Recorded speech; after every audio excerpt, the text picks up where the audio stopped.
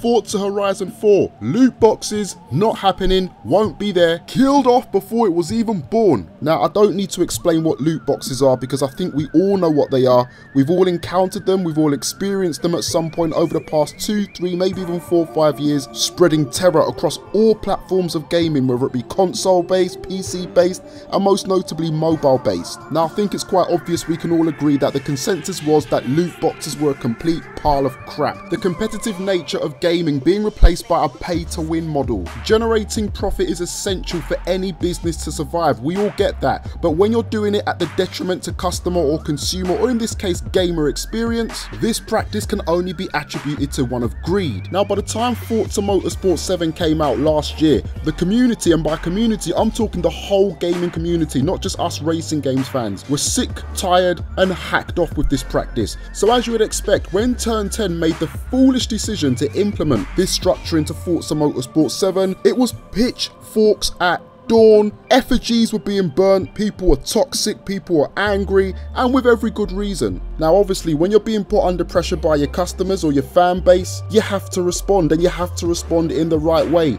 Fast forward to 2018 and I'm pleased to announce that both development teams behind the Forza franchise have had a change of heart. What I want to do is just take some time out to read an article posted on Eurogamer website. Developer Turn 10 has announced that it will be removing prize crates, Forza Motorsport 7's version of loot boxes from the game this coming winter. Turn 10's Alan Hartman explained the process of untangling prize crates from the game's many systems was very complex, which is why the change won't be immediate. For the time being, cars have been completely removed from prize crates and they offer no competitive advantage. They now only contain cosmetic items such as driver gear and badges and the mods that can be used to increase rewards in single player. Cars previously exclusive to prize crates have been unlocked and can be bought normally. Prize crates were very unpopular with the Forza community, which may be why they were never put on sale for real money in the game's marketplace, despite apparently being designed for that very purpose. Turn 10 and Microsoft have gone further, however, in seeking to clear the stink of loot boxes, microtransactions and pay to win from Forza. In the same blog post, Hartman announced that paid tokens would not be coming to Forza Motorsport 7 or Forza Horizon 4, which is due for release in October. Tokens were a secondary currency in many previous games which could be purchased with real money and used in-game to buy cars. Though they did confer advantage in the sense that they provided a paid shortcut to faster or more exotic vehicles, it has to be said that they were never as controversial with Forza players as the prize crates have been. Now credit goes out to Ollie Welsh over at Eurogamer for putting together that article, but if you're more interested in the exact word for word transcript as to what Alan said, it's very short, it's very simple. One major area of discussion for the team has been prize crates. While we've never charged money for prize crates in Forza Motorsport 7, their presence in the game has continued to be a source of controversy. The overwhelming feedback has been that this system feels out of place in the game, and after careful consideration we have decided to completely remove prize crates from Forza Motorsport 7. Similarly, paid tokens which were part of the previous Forza games will not be coming to Motorsport 7 or Horizon 4, so there you have it. Now the reason why this is so significant is because just like many of you, I don't only play racing games, I play various different types of genres. Open world action adventures, first person shooters, I play pretty much everything. I just choose to focus on racing games for the channel. But the issue of loot boxes has been spread far and wide and touching all those other genres as well.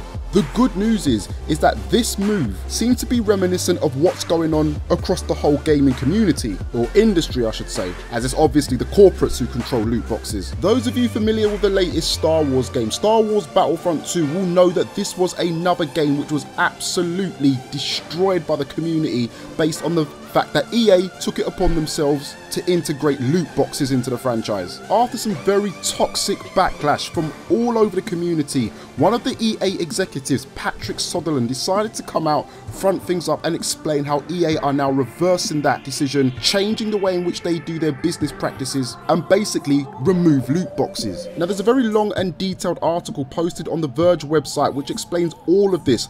I'm not going to read this all out because I haven't got the time and neither have you. What I will do is just pick one or two quotes that Patrick mistake made. So he said, I'd be lying to you if I said that what's happened with Battlefront and what's happened with everything surrounding loot boxes and these things haven't had an effect on EA as a company and an effect on us as management. He explains, we can shy away from it and pretend like it didn't happen, or we can act responsibly and realise that we made some mistakes and try to rectify those mistakes and learn from them. He goes on to say, we had the intent that was designed for us to have more people play it over a longer period of time, and like a lot of other games on the market, to be able to afford to do that, we had an idea of getting returns from that, but at the same time we got it wrong, and as a result we had to take very quick and drastic actions to turn everything off, and we've since worked and redesigned the progression system. He goes on to say, we have taken significant steps as a company to review and understand the mechanics around monetization, loot boxes and other things in our games before they go to market. For games that come next like Battlefield or Anthem,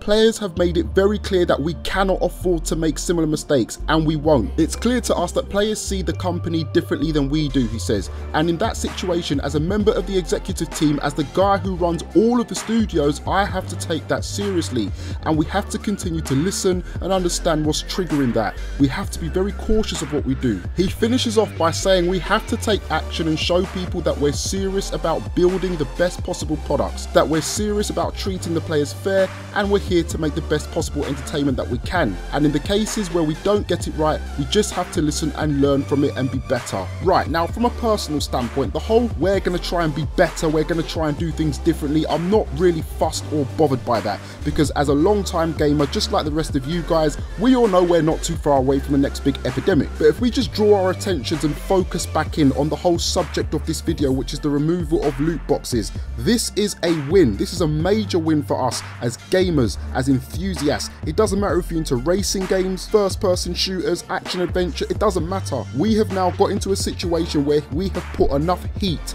enough pressure on multi-billion-dollar companies or multi-million-dollar companies, whatever they are, to the point where they've had to actually restructure their stupid, ridiculous, preposterous, idiotic, selfish and greedy business models to one that is now fairer, more consistent, more transparent, and most importantly, centrally focused around the gaming experience rather than the money that's going into the back pockets of them. If you bought a copy of a game and found there was loot boxes in it and then instantly returned it and voiced your displeasure, guess what? You played a part in this. If you jumped onto YouTube and made videos explaining how bad loot boxes are and how they break gaming experience, guess what? You played a part in this. If you went into the official Discord, Twitter, Reddit forums, and any other type of social media places where you can get in contact with the official representatives of games that had loot boxes and then proceeded into voicing your displeasure, whether it be in a constructive way or whether it be in a foul-mouthed abusive way, guess what?